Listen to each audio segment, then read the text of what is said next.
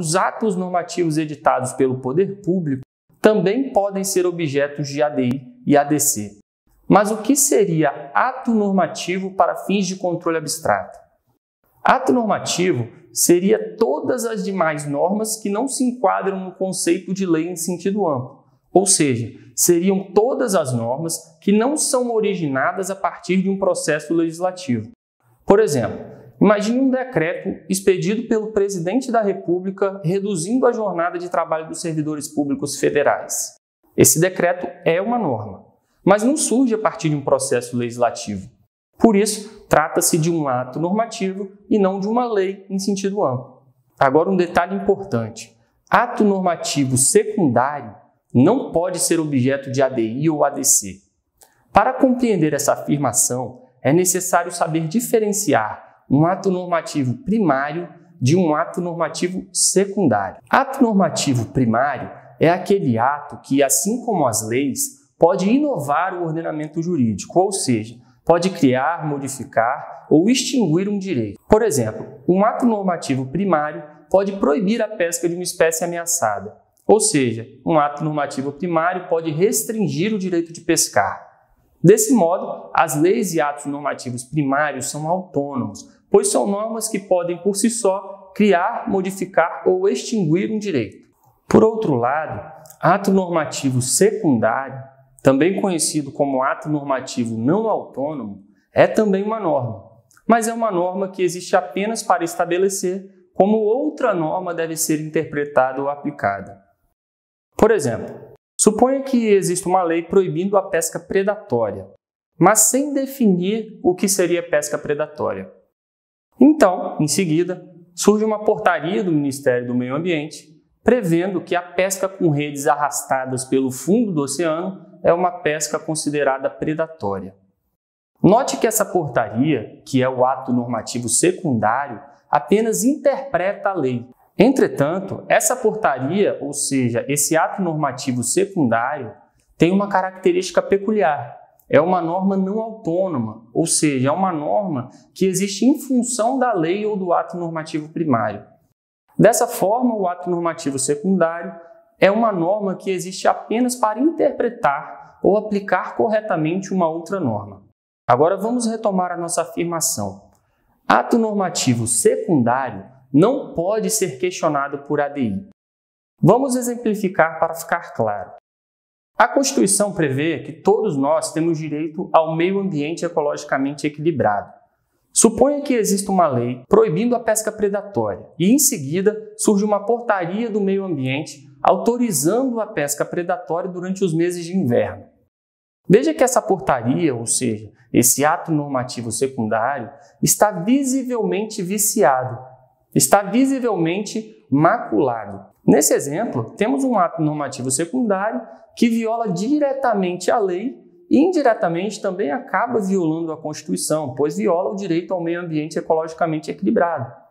Mas se esse ato normativo secundário viola indiretamente a Constituição, por que motivos não caberia a ação direta de inconstitucionalidade? Porque antes de ser inconstitucional, esse ato já é ilegal. A questão se resolve pelo mero controle de legalidade, ou seja, basta declarar que esse ato normativo secundário é ilegal. Não é necessário realizar o controle de constitucionalidade, que é uma via excepcional e complexa, quanto mais no STF pela via abstrata. É por isso que o STF entende que a ADI só é possível em casos de violação direta da Constituição, de modo que não é aceita a tese da inconstitucionalidade indireta ou reflexa. Então vamos recapitular. A petição inicial de uma ADI ou ADC precisa indicar a lei ou o ato normativo em questão. Mas sabemos que o ato normativo secundário não pode ser objeto dessas ações, pois a questão é de ilegalidade e não inconstitucionalidade. Agora que sabemos identificar as leis e atos normativos que podem ser objeto de ADI ou ADC, vamos aprofundar em informativos do Supremo Tribunal Federal. Veja esses informativos. No primeiro caso, temos uma ação direta de inconstitucionalidade que foi ajuizada para impugnar uma resolução do Conselho Nacional do Ministério Público. No segundo caso, temos uma ação direta de inconstitucionalidade que foi ajuizada para impugnar uma resolução do Tribunal Superior Eleitoral. Em ambos os casos, o STF entendeu que é possível o ajuizamento de ADI contra essas resoluções, pois essas resoluções são verdadeiros atos normativos primários. Embora não tenham surgido a partir de um processo legislativo, essas resoluções são normas e são normas autônomas, com aptidão para inovar o ordenamento jurídico. Isso significa que essas resoluções têm generalidade e abstração, o que são características das normas. Então, essas resoluções não são meros atos normativos secundários. Dessa forma, podemos concluir que cabe ADI para impugnar norma prevista em resolução do Conselho Nacional do Ministério Público e do Tribunal Superior Eleitoral. Agora vamos analisar o entendimento do STF sobre o cabimento de ADI para impugnar decretos editados pelo Poder Executivo. O Poder Executivo pode editar decretos autônomos e decretos regulamentares. E o entendimento do STF é o seguinte: cabe ADI para impugnar decreto autônomo, mas não cabe ADI para impugnar decreto regulamentar. Agora vamos compreender o que seria um decreto autônomo e o que seria um decreto regulamentar.